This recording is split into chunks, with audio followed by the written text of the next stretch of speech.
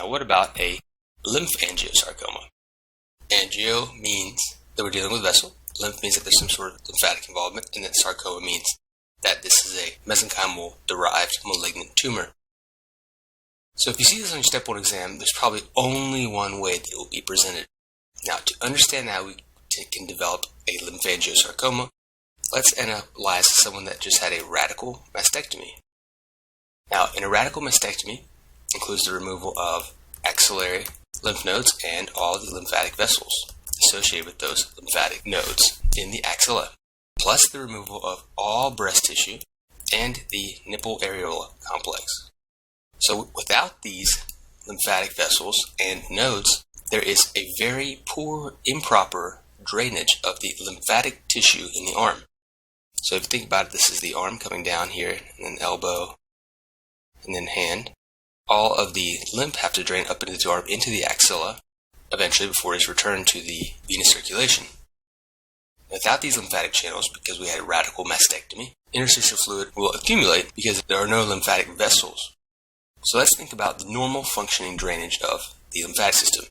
So usually fluid in the interstitium goes into lymphatic capillaries, so L for lymphatic. So those lymphatic capillaries that sit in the interstitial space, and then these come together into large lymphatic vessels. And these large lymphatic vessels have smooth muscle, which helps them contract and push lymph back to places where it can join the systemic venous circulation, such as the thoracic duct that sits at the venous angle between the left subclavian and left internal jugular vein. So if your patient has a breast malignancy, you need to remove the lymph nodes for proper staging. Removal of lymph nodes and the vessels associated with them can disrupt normal fluid dynamics and can cause poor drainage of lymphatic canal location. So when you knock these out, there's now an increase in interstitial fluid pressure because there is no forward drainage back this way towards the thoracic duct. Now the backup of pressure eventually leads to increased intravascular pressure. So remember, there's a vessel, and then there's the interstitium that surrounds the vessel. And eventually, if we accumulate the interstitial pressure to the point, it'll eventually be transmitted back into the increased capillary hydrostatic pressure. So the endothelial cells that line these vascular systems that have now received an increase in pressure due to the accumulated pressure within the interstitium, there will now be chronic shear stress, and those vessels and endothelial cells will be subjected to chronic stress and damage from that increase in hydrostatic pressure. Now, over time, this will increase the risk that some of these endothelial cells make mistakes while trying to repair themselves, and they become malignant. So the malignant endothelial cells lining the vascular channels in the upper extremity, because now there's no more drainage to the axilla due to the radical mastectomy, can increase someone's risk for a lymphangiosarcoma because the endothelial cells will transform to malignant tumor cells due to chronic shear stress from the retrograde transmission of elevated hydrostatic pressures in the interstitial fluid back into these vascular endothelial cells associated with that limb. It is a misnomer, and it's important to understand that even though the problem all started from removal of this lymph tissue, the endothelial cells within the lymph vessels are not the actual ones that are going to be malignant. It is going to be actually the chronically shear force damaged endothelial cells within the other vessels of the arm that were not part of the lymphatic system. Kaposi sarcoma is a huge favorite for test question writers. So there was this Hungarian dude named Kaposi, and he originally found this tumor in the late 1800s. Except that he did it in Eastern European white males, particularly Eastern elderly European white males. And the type that we need to be concerned about as far as Kaposi sarcoma goes are the ones that are immunocompromised. So classically it's our transplant patients or our AIDS patients.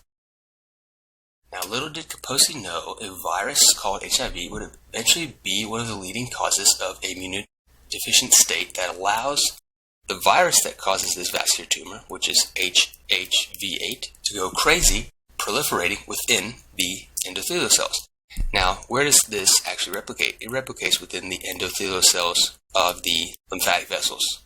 So the endothelial cells lining the lymphatic channels. So, sarcoma means mesenchyme, Kaposi means Hungarian dude, and that is why it is called Kaposi sarcoma. Now, it's a misnomer again.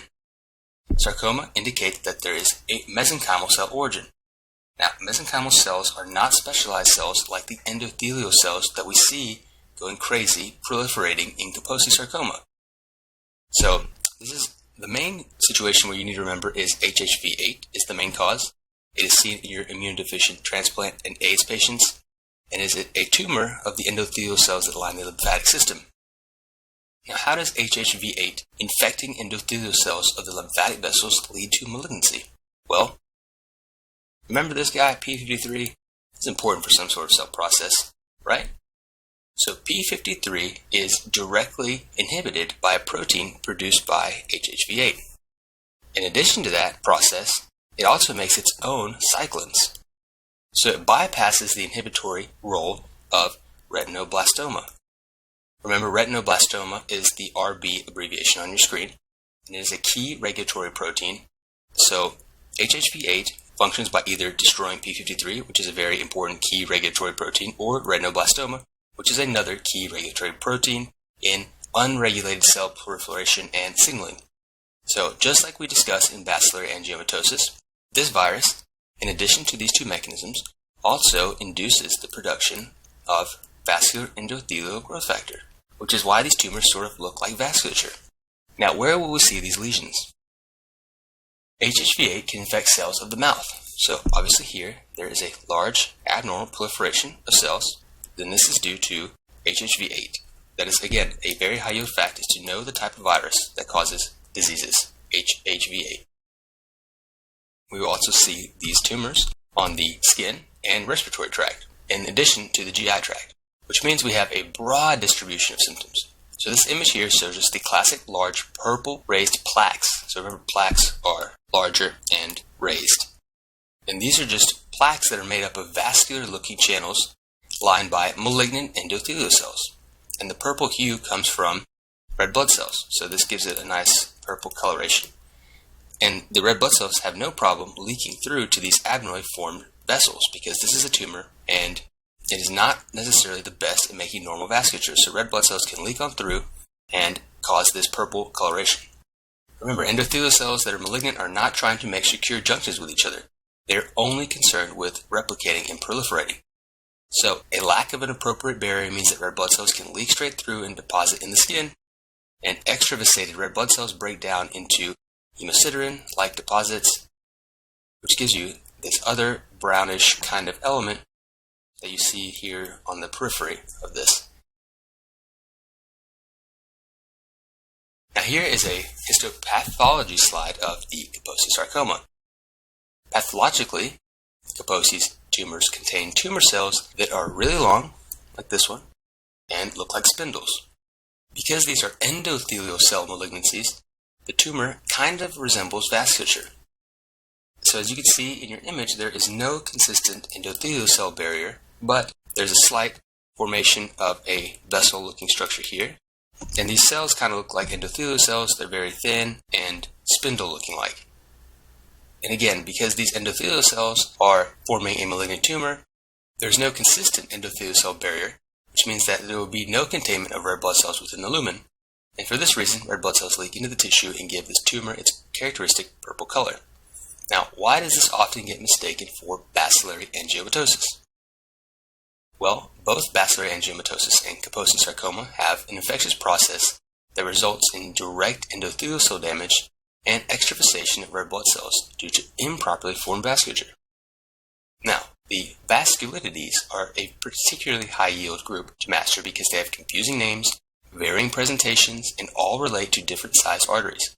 But there is some underlying pathophysiology that is common to a lot of them. Now, we need to pay special attention to that type of vesicle targeted and how this correlates with the distribution of vascular symptoms.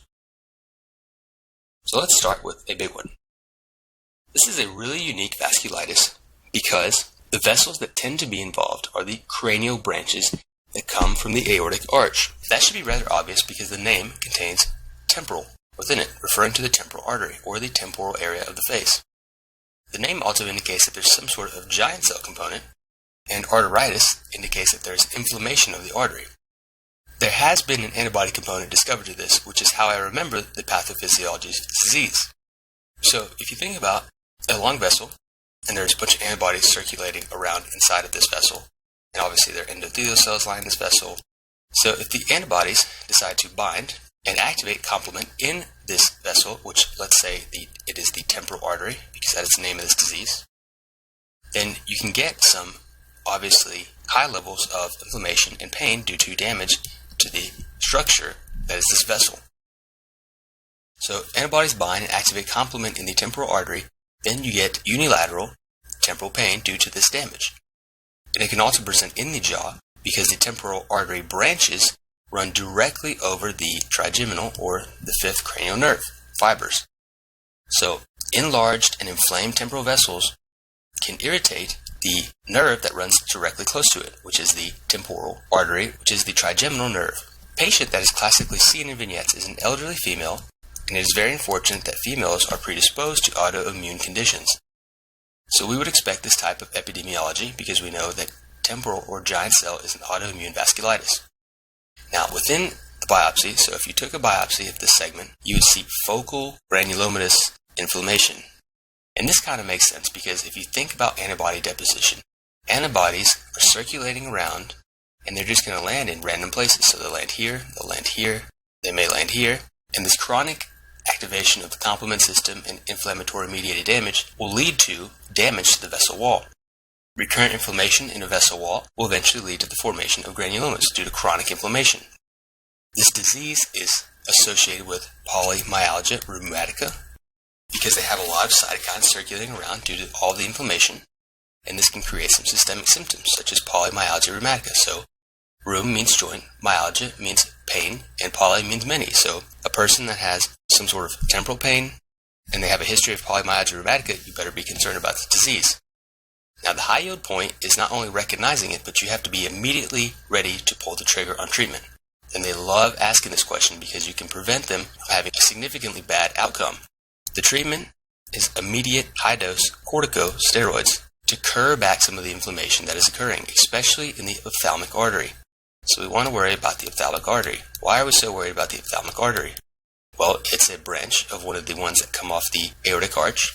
And anytime that you have some sort of vascular damage like this image just described to us with some sort of antibody-like deposition, you can have exposure of subendothelial collagen and von Willebrand factor in addition to factor 8. And then you can get decreased lumen of the ophthalmic vessels in addition to the creation of microthrombi. And this significantly causes insufficient flow through the ophthalmic artery. And then you get blindness.